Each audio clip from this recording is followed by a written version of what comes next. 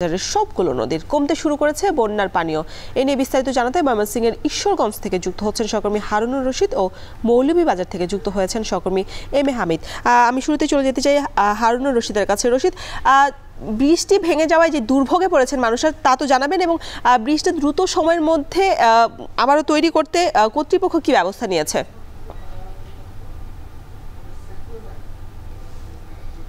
রোশন, ময়মনসিংহের ঈশ্বরগঞ্জ উপজেলার উচ্ছাখিলা ইউনিয়নের উচ্ছাখিলা থেকে মরিচারচর যাওয়ার যে একমাত্র সড়ক, এই সড়কের একটি বেইলি ব্রিজ ভেঙে গেছে এবং এই বেইলি ব্রিজটি ভেঙে যাওয়ার কারণে কিন্তু এই অঞ্চলের মানুষের চরম দুর্ভোগ পোহাতে হচ্ছে।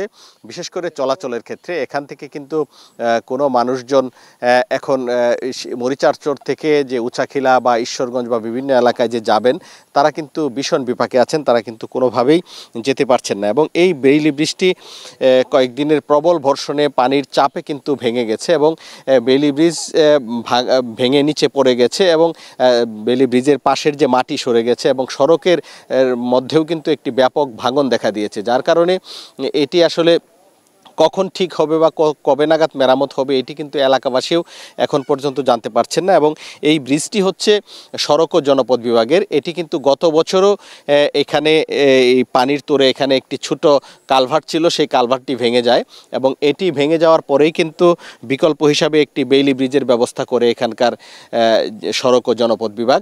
কিন্তু এই বেইলি ব্রিজটিও এই এক বছরের মাথায় কিন্তু এটিও এই পানির তোরে ভেঙে পড়েছে, যার কারণে এই অঞ্চলের মানুষ চরম দুর্ভোগের মধ্যে পড়েছেন।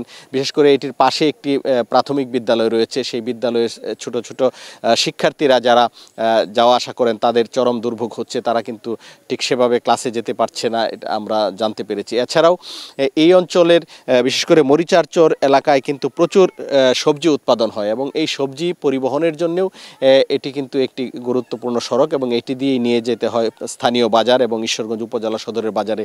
এগুলোতে কিন্তু নিয়ে যেতে পারছেন না এবং এই আশপাশের কয়েকটি গ্রাম যেমন মরিচারচর, বটতলা, হাঁসেরালগি, চরালগি, রাজীবপুর সহ আরও বেশ কয়েকটি গ্রামের মানুষ কিন্তু চরম দুর্ভোগের মধ্যে পড়েছেন। তারা কখন এই ব্রিজটি নির্মাণ হবে বা এটি কি আসলে স্থায়ীভাবে একটি ব্রিজ কখন হবে এটির আশায় কিন্তু তারা দীর্ঘদিন ধরে রয়েছেন, কিন্তু সড়ক ও জনপদ বিভাগের পক্ষ থেকে তেমন কোনো উদ্যোগ বা তারা কিন্তু এখন পর্যন্ত এর বাস্তব কোনো পদক্ষেপ কিন্তু তারা এখনও দেখতে পাননি, যার কারণে এই অঞ্চলের মানুষের মধ্যে কিছুটা ক্ষোভ রয়েছে। বিশেষ করে গত বছর যখন এই ছোট কালভার্টটি ভেঙে যায় এবং এটির পাশে এলজিডির আরেকটি কালভার্ট ছিল মরিচারচর সড়কে, সেটিও ভেঙে যায়। এই দুটি সেতুই কিন্তু স্থায়ীভাবে এখন পর্যন্ত মেরামত করা হয়নি বা নতুন সেতু নির্মাণ করা হয়নি, যার কারণে মানুষের দুর্ভোগ কিন্তু কোনোভাবেই কমছে না। এর মাথায় কিন্তু এইবার আবার এই বেইলি ব্রিজটি ভেঙে যাওয়ার কারণে তাদের দুর্ভোগের পরিমাণ কিন্তু আরও বেড়েছে। স্থানীয়রা আশা করছেন কর্তৃপক্ষ দ্রুতই এই ব্রিজগুলো নির্মাণ করার কার্যকর পদক্ষেপ নেবেন এবং মানুষের দুর্ভোগ কমানো, বিশেষ করে কৃষিপণ্য পরিবহনের যে একমাত্র সড়ক এটি চালু করবেন, এটি কিন্তু তারা প্রত্যাশা করছেন। তো এই ছিল আমার কাছে ময়মনসিংহের ঈশ্বরগঞ্জের উচ্ছাখিলা থেকে সর্বশেষ। আমরা এবার চলে যেতে চাই ময়মনসিংহ থেকে মৌলভীবাজার। মৌলভীবাজারে আমরা জানতে পেরেছি যে মৌলভীবাজারে পানি কমতে শুরু করেছে। আশ্রয়কেন্দ্র থেকে কি যার যার বাড়িতে ফেরা শুরু করেছে কিনা এবং সব মিলে নতুন কি খবর আছে আপনার কাছে জানাবেন।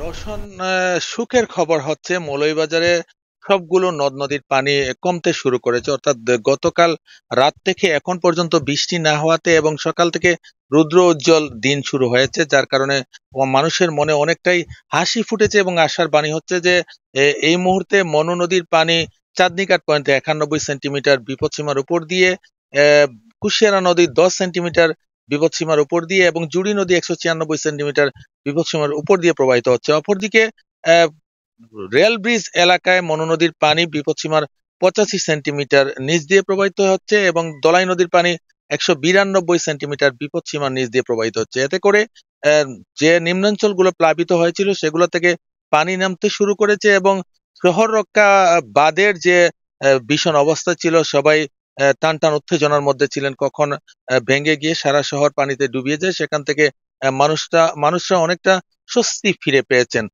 এতে করে মানুষরা বলছেন যে আসলে বড় ধরনের একটি বিপদ থেকে আল্লাহ পাক রক্ষা করেছেন এবং চতুর্দিকেই কিন্তু এখন পানি 18টি স্পট দিয়ে মনু নদী এবং দলাই নদীর 18টি স্পট ভেঙে গিয়েছিল এবং যেগুলো ভেঙে যাওয়ার পরে পানি বের হতে শুরু করে সেই পানিগুলো আস্তে আস্তে যখন নিচের দিকে নামছে তখন নতুন করে নিচের অংশগুলো প্লাবিত হচ্ছে, নতুন নতুন ইউনিয়ন প্লাবিত হচ্ছে।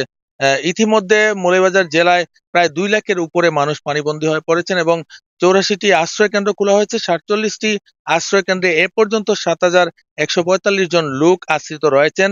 যদিও এখন পর্যন্ত আশ্রয় কেন্দ্র থেকে বাড়ি ফেরার এখনো শুরু হয়নি, অর্থাৎ আরো 1-2 দিন লাগবে আশ্রয় কেন্দ্র থেকে বাড়ি ফিরতে, কারণ যখন বাড়িঘর থেকে পানি নেমে যাবে তখন তারা সেগুলো মেরামত করে বাড়িতে ফিরবেন। এদিকে ত্রাণ সামগ্রীর কথা যদি বলি, সেক্ষেত্রে 518 মেট্রিক টন চাল এবং 50,000 টাকা জেলা প্রশাসনের পক্ষ থেকে বরাদ্দ করা হয়েছে। যদিও বিভিন্নভাবে সেগুলো লোকজনের কাছে পৌঁছাচ্ছে, কিন্তু লোকজন বলছেন যে আসলে পর্যাপ্ত পরিমাণে ত্রাণ পাচ্ছেন না।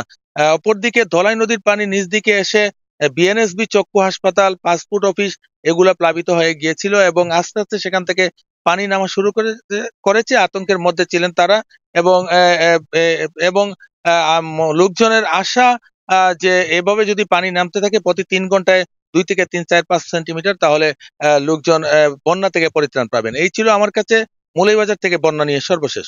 রওশন। বন্যা পরিস্থিতি খবর জানাতে মৌলভীবাজার ও ময়মনসিংহ থেকে যুক্ত ছিলেন সহকর্মীরা। ভয়াবহ